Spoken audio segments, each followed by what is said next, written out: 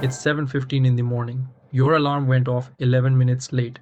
You open your phone and there are 42 notifications, 3 emails marked urgent, a calendar invite you never responded to, a bill payment that was due yesterday, a message from your manager asking for the report that needed one more revision, and somewhere in the middle of all of that, you still have to decide what to wear, what to eat, and whether you have time to shower. This is not a bad day, this is a Tuesday, and the tools we have, the apps, the calendars, the chatbots, they do not make it simpler, they make it more connected, which is almost the same as making it more complicated. But something shifted this year, and Google announced it publicly. Let's start with the basic question. What is Gemini Spark and why does it matter to you specifically? You already know how a chatbot works. You open an app, you type a question, you get an answer, you close the app. The AI did nothing while you were not there. It was waiting for you, and the moment you walked away, it forgot everything. Gemini Spark, as Google has described it, is designed to work differently. It is a proactive, cloud-based AI agent, meaning it does not just sit in a chat window, it runs in the background, connected to your Gmail, your calendar, your documents, your browser, and it pays attention. Not in a surveillance sense, in an assistant sense. Think of it this way. You have a meeting tomorrow morning, you have not prepared anything, you have not even thought about it. Gemini Spark has already looked at the meeting invite, scanned the email thread it came from, found the relevant document you shared 2 weeks ago, and prepared a short briefing before you opened your laptop. You arrive at the meeting pre-prepared. Not because you were organized, because your AI was. That is the direction Google is signaling, and if that direction holds, it is a meaningful shift in what AI actually does in daily life. Every major wave of technology changed the way people work and live. Not always dramatically, not always immediately, but consistently. Search made information findable. Smartphones made everything accessible from anywhere. Chatbots made it easy to ask questions without knowing where to look. But every one of those tools had one thing in common. You had to go to them. You had to open the browser, you had to pick up the phone, you had to type the question. The new direction is different. The AI does not wait for your question. It notices things, it tracks changes, it connects dots across the apps you already use. It understands that a flight confirmation in your inbox connects to the calendar block 3 days from now, which connects to the report your manager is expecting the morning you land. That kind of connection across multiple apps, across time, without you manually linking everything, is what persistent context means. And it is what makes this generation of AI feel genuinely different from what came before. The old AI answered the question you asked. The new AI is beginning to understand the situation you are in. Let's make this concrete. If you are a student, imagine never missing a deadline because the AI tracked it from the course email, added it to your calendar, and reminded you 4 days early with a suggestion for how to structure your time. If you are an employee, imagine arriving at every meeting already briefed with the relevant context surfaced automatically from your previous conversations without spending 30 minutes searching your inbox.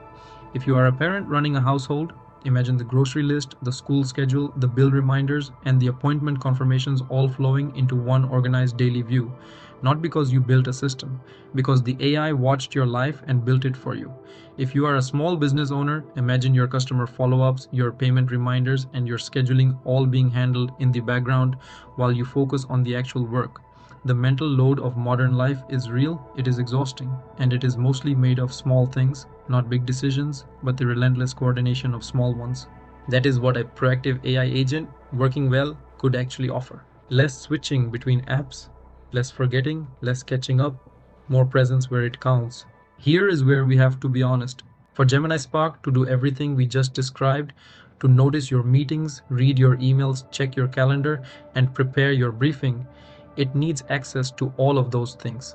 And that is not a small thing to consider. The more an AI agent can see, the more useful it becomes. That is the design logic. But it also means the more you give it, the more there is to misread, misuse, or expose. The risks are not always dramatic, they are often quiet. A summary that captures the facts but misses the tone. An email drafted in your name that sounds slightly wrong. A task prioritized incorrectly because the AI did not understand what you actually meant. A personal detail buried in an email that the AI interprets as relevant and surfaces at exactly the wrong moment. These are not catastrophic failures. They are the kind of errors that compound quietly. And there is a deeper risk too. When a tool becomes convenient enough, people stop checking it. They stop verifying, they stop thinking about whether the summary is accurate, whether the priority is right, whether the draft actually says what they would have said. Convenience over time can become dependence.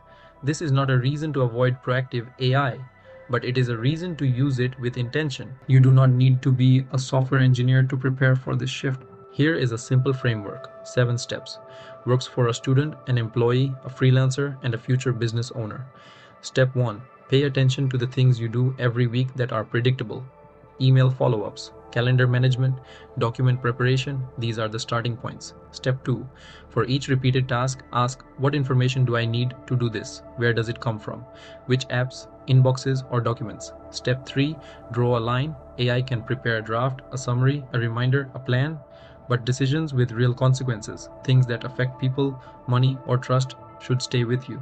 Step 4. Never let an AI send an important email, make a financial action, or commit you to something without your explicit review. Convenience is not worth that kind of error. Step 5. Read summaries critically. Check if the priorities match your actual situation. A good AI output still needs a human reader. Step 6. The next skill is not writing better prompts. It is understanding how to connect tasks, set rules, and design simple workflows. That is what separates someone who uses AI from someone who directs it. Step 7. Be deliberate about what you give access to. Not everything needs to be connected. More access is not always better. Start with one area of your life and see how it works before expanding. Gemini Spark is not just a product update. It is a signal about the direction AI is heading. We are moving from AI as something you visit, a chat window you open when you need it, to AI as something that follows your digital life, watches for what needs attention, and prepares actions under your direction. That could be one of the most useful things that has ever happened to a person drowning in small decisions. It could also, if we are not careful, quietly shift the balance of who is really making decisions in our lives. There is no single right answer to that. But the people who will navigate this well are not the ones who hand over the most or the ones who refuse to engage at all. They are the ones who stay awake, who use the tools with intention, who remain clearly and deliberately the person in charge. If you want a practical beginner blueprint for using AI agents in your daily life, your work, and your future business, comment the word Spark below. And if you want more breakdowns like this one, designed for real people, not just tech insiders, please do subscribe. I'll see you in the next one.